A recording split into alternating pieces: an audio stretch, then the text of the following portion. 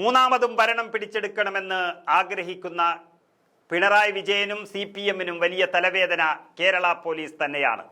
Kerala police നിരന്തരം അപമാനിതരാവുകയാണ്, സർക്കാരിനെ വളരെയധികം പ്രതിസന്ധിയിലാക്കുകയാണ്. ഇതുമാത്രം മതി പിണറായി വിജയന് ഭരണം നഷ്ടപ്പെടാനെന്ന് CPM തന്നെ വിലയിരുത്തി കഴിഞ്ഞിരിക്കുന്നു. ഇപ്പോഴിതാ പല പ്രശ്നങ്ങളും ചൂണ്ടിക്കാട്ടി കേരള സർക്കാരിനെ വലിയ പ്രതിസന്ധിയിലാക്കിയ കേരളത്തിലെ പോലീസ് ഏറ്റവും അവസാനം സ്വർണമാല കാണാതായ സംഭവത്തിൽ ഒരു ദളിത് സ്ത്രീയെ അനാവശ്യമായി അപമാനിച്ചിരിക്കുകയാണ്. അന്യായമായി പേരൂർക്കട പോലീസ് കസ്റ്റഡിയിൽ വെച്ച സംഭവത്തിൽ പോലീസുകാർക്ക് വലിയ മുന്നറിയിപ്പ് സർക്കാർ തന്നെ നൽകുകയാണ്. ADGP മുഖാന്തിരമാണ് അങ്ങനെയൊരു മുന്നറിയിപ്പുമായി സർക്കാർ രംഗത്ത് വന്നിരിക്കുന്നത്. മാന്യമായി പെരുമാറിയില്ല എങ്കിൽ കർശന നടപടി ഉണ്ടാകുമെന്ന് പോലീസ് സേനയ്ക്ക് ശക്തമായ മുന്നറിയിപ്പ് നൽകിയിരിക്കുന്നു. മാല കാണാതായ സംഭവത്തിൽ തുടരന്വേഷണം നടത്താനും ADGP വെങ്കടേഷ് നിർദ്ദേശം നൽകിയിരിക്കുന്നു. ഇതിൽ നിന്ന് മനസ്സിലാക്കുന്നത് പോലീസിന് പറ്റിയ വീഴ്ച വലിയ രീതിയിൽ സർക്കാരിനെ വേട്ടയാടുന്നു എന്നുള്ളത് തന്നെയാണ്. സംഭവം വലിയ വിവാദമാവുകയും മുഖ്യമന്ത്രിയുടെ ഓഫീസിനെതിരെ വിമർശനം ഉയരുകയും ചെയ്തതോടെയാണ് ADGP നേരിട്ട് വന്ന് പോലീസുകാരോട് മാന്യമായി പെരുമാറണമെന്ന് ആവശ്യപ്പെട്ടത്. മാന്യമായി പെരുമാറേണ്ടത് പോലീസ് മാത്രമല്ല, മുഖ്യമന്ത്രിയുടെ ഓഫീസിലിരിക്കുന്ന മുഖ്യമന്ത്രിയുടെ പൊളിറ്റിക്കൽ സെക്രട്ടറി വരെ ഈ ദളിത് യുവതിയോട് വളരെ മോശമായി പെരുമാറിയെന്നാണ് അവർ തന്നെ പറഞ്ഞിരിക്കുന്നത്.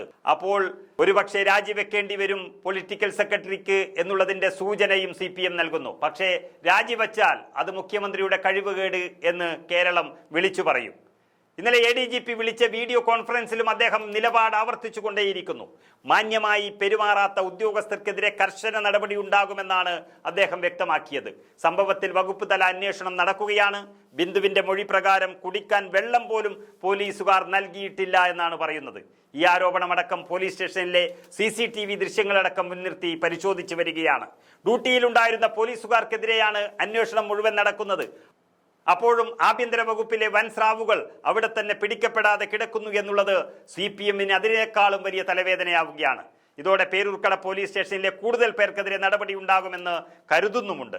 മാല കാണാതായി എന്ന ഓമനയുടെ പരാതിയിൽ മാല കണ്ടെത്തിയതോടെ പോലീസ് അന്വേഷണം അവസാനിപ്പിച്ചിരുന്നു.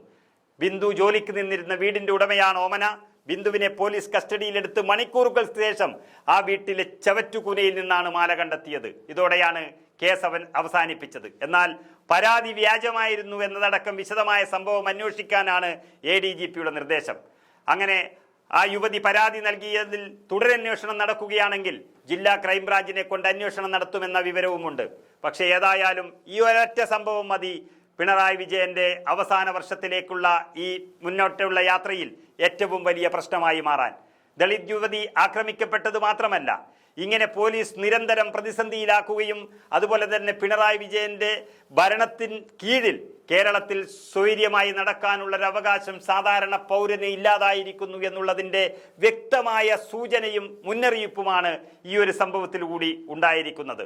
5ാം വർഷത്തിലേക്ക് കടക്കുന്ന പിണറായി വിജയന്റെ ഭരണത്തിന് ഏറ്റ ഏറ്റവും വലിയ തിരിച്ചടിയായി തിരുവനന്തപുരത്തെ ഈ സംഭവം മാറുമ്പോൾ കേരളത്തിലെ പോലീസ് മാത്രം മതി പിണറായി വിജയന്റെ ഭരണം അവസാനിപ്പിക്കാൻ എന്ന് CPM തന്നെ കണ്ടെത്തിയിരിക്കുന്നു.